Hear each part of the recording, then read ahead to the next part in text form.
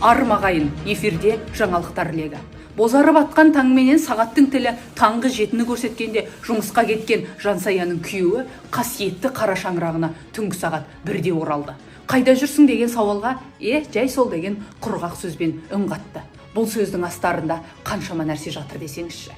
Екі көзі 4 болып күтіп отырған аяулы жарының тамақ-дайын жүр шай ішеміз деп шақырғанына мен ішіп келдім деген жансыз да тарлық жауап алды. Кімнен ішті, қайдан ішті, қалай ішті, ол жағы бізге беймәлім. Сонда бір баламен алпарысып жасаған бір қазан рош кейін Жансаяның өзі қалай тауыспақ? Осындайда ақ төстің жоқтығы жанға батадақ. Ярослав Сейтжапаров, Қайыржан Афанасьевич, Жансая Мұратбекқызы, арнайы Жабар арнасы үшін.